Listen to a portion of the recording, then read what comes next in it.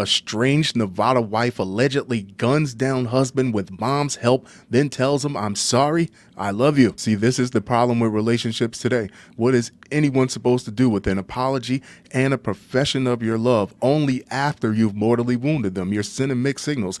Dial 911, you idiot. Now, I've heard of people saying don't wait until someone dies to tell them that you love them, but this is different. That doesn't mean go out there and be the cause of their death. A bloodthirsty wife, I love the New York Post, and her mother are accused of teaming up to gun down the younger woman's husband at an Idaho campground. Police said neither one of them looked like the younger woman, and that is hilarious. An act they likened to putting a dog down to save livestock. Melissa Fay Calumpit, 35, allegedly lured her twice-estranged husband, 37-year-old Travis Haywood Calumpit, on July 12 for what the victim thought was the first step in rekindling their storied romance. According to an arrest affidavit, fell for the old "let's get back together" hunt. Travis Calumpit was found face down, feet toward the river, with blood near his left side and a gunshot wound to the chest at Martin's Landing, a 60-acre campsite near the Snake River and Oregon border. The document reads, earlier that day, Travis told his stepfather that he had plans to meet with his estranged wife at the campgrounds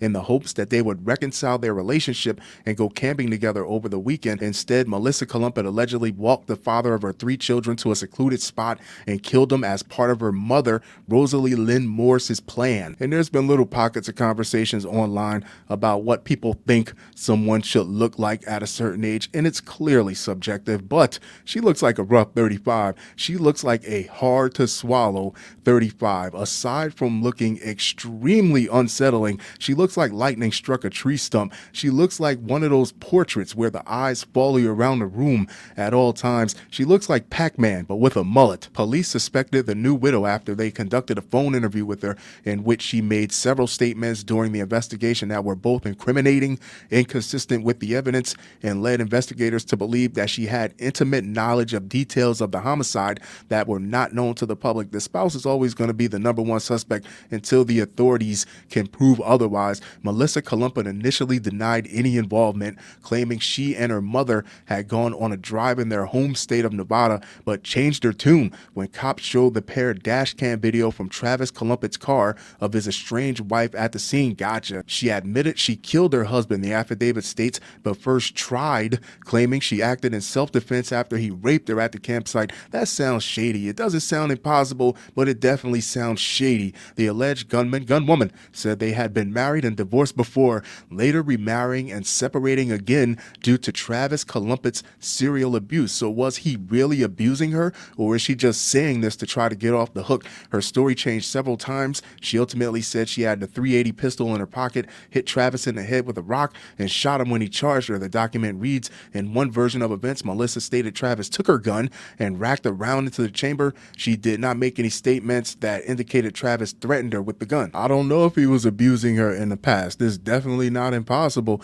but what happened in the past doesn't matter. All that matters is that you called this man over to so-called talk and he ended up dead. Now, if I'm an investigator, that reeks of premeditated murder. Moore seemingly tried to save her daughter by suggesting the murder was her idea. Per the arrest affidavit, she allegedly told police she hosted a family meeting at her home the day before the bloodshed, attended by 2 other unnamed adults. This is premeditated murder, where they conspired about how to get rid of Travis for good. Now, was Travis still putting his hands on her even though they were separated? Because if he wasn't, if they were kind of in their separate corners doing their own thing, then the time to teach him a lesson, not necessarily kill him, but teach him a lesson for putting his hands on his wife, it kind of passed, right? They're late. She said she searched around for an unregistered firearm to use in the murder, and she planned to do it herself. However, Melissa wanted to come along. The affidavit reads, Rosalie believed Melissa killed Travis so that Rosalie would not get in trouble. According to the mother, Morris was hiding in an outhouse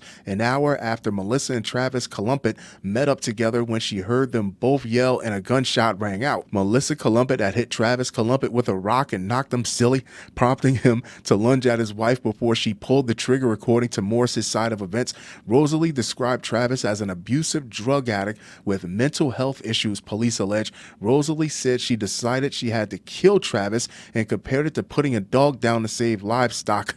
The mother-daughter pair then allegedly took off, stopping along the way to dump the gun and Travis Calumpit's cell phone in a reservoir. What I would like to know, what got me curious, is if the alleged abuse was taking place all the way up until recently, or if this was a situation where they all gathered around a campfire and decided that he needed to pay for the things that he's done in the past. There's a big difference in that to me. The cold-blooded wife stuck around long enough, however, to hear her dying husband's final words, "You bitch." That's the only word that fits in that situation. Melissa said after she shot Travis, he asked her why, and she said, "I'm sorry. I love you. You sure have a funny way of showing it." The documents state Melissa Calumpit and Morris each face 1 count of first-degree murder and destruction of evidence.